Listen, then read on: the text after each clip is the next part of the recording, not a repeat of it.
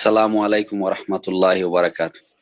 ওয়ালাইকুম আসসালাম ওয়া রাহমাতুল্লাহি ওয়া বারাকাতুহু। জি বলেন। শেখ, আমার প্রশ্নটা অজু সম্পর্কে। থেকে বলছেন? আমরা যা কোথা থেকে? নিউ ইয়র্ক থেকে বলছি। মাশাআল্লাহ, মাশাআল্লাহ। আমার প্রশ্নটা অজু সম্পর্কে। আমরা জানি মৌজার উপরে মাসা করা যায়, বা এই অবস্থায় যদি জুতা সহ অজু করার পরে মোজা পরার পরে জুতা পরা হয়, তারপরে এক সময় দেখা গেল অজু করতে হয়, এই অবস্থায় কি জুতার উপরে মাসা করা যাবে? না, জুতার মাসা নেই, মোজার মাসা আছে, মোজাই করবেন। হাদিস আছে মোজার আল মাসু আলাল খুফাইন, মোজার উপর মাসা। মোজা ওপর পর্যন্ত থাকে, টাকনার ওপর পর্যন্ত থাকে, টাকনার নিচে মোজা থাকলে সেই মোজার উপর মাসা চলবে না। ওযুর অঙ্গ পুরো ঢাকা থাকে মোজাতে, এবং মোজা খুলে বারবার ধোয়া কষ্টকর। তারপরে ধোয়ার পরে যদি মোজা পরা হয় তো গন্ধ হয়ে যাবে, আরো ময়লা আবর্জনা বেশি বেড়ে যাবে। এসব হিকমতের জন্য মোজার মাসার ছাড় দেওয়া হয়েছে। সেটা চামড়ার মোজা হইতে পারে, আর কাপড়ের মোজাও সেটা হইতে পারে, জওরাব হইতে পারে। কিন্তু জুতার উপরে মাসা কোনো হাদিস নেই, সুতরাং জুতার উপর মাসা জায়েজ নয়।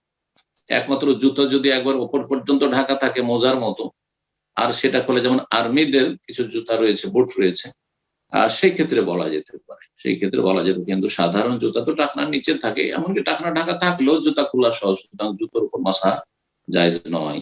মোজার মাসার জন্য প্রথম শর্ত হচ্ছে যে আপনি মাসা করার আগে যখন মোজাটা পরিধান করেন, তখন আপনি ওযু অবস্থায় মোজা পরিধান করেছেন। জি।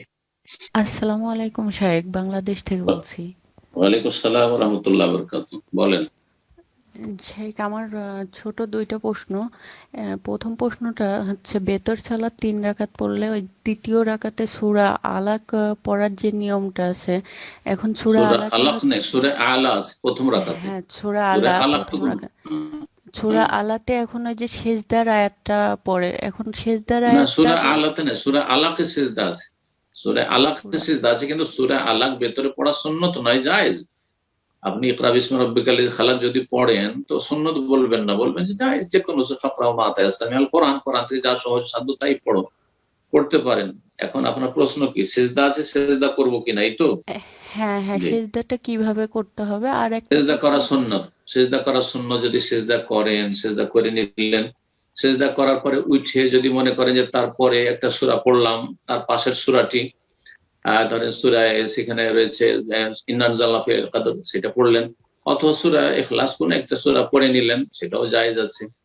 পড়ে নিয়ে আপনি রুকুতে গেলেন, অথবা উঠলেন সিজদা থেকে, সিজদা তেলাওয়াত থেকে উঠলেন, ওঠার পরে আবার আল্লাহু আকবার বলে সরাসরি রুকুতে চলে গেলেন, সেটিও জায়েজ রয়েছে। অর্থাৎ সিজদা তেলাওয়াত থেকে উঠে তেলাওয়াত করা আবশ্যক নয়, করলে ভালো, না করলে কোনো অসুবিধা নেই। জি। আর একটা ছোট কোশ্চেন, যে হচ্ছে আমাদের সালামের উত্তর অনেকে ওয়ালাইকুম আসসালাম দেয়, আবার হচ্ছে কেউ কিছুদিন আগে দেখছি ফেসবুকে অনেকে লিখছে ওয়ালাইকুম আসসালাম, এটা হচ্ছে সালামের উত্তরটা ভুল, ওয়ালাইকুম সালাম হবে। এটা কি দুইটাই সঠিক হবে, নাকি একটা সঠিক হবে, ওয়ালাইকুম আসসালাম এটা সঠিক হবে? যদি মিলিয়ে পড়েন, ওয়াসল যদি মিলিয়ে পড়েন, আর আরবি মিলিয়ে পড়তে হয় এরকম ক্ষেত্রে, তো ওয়ালাইকুমুস সালাম মিলিয়ে পড়বেন।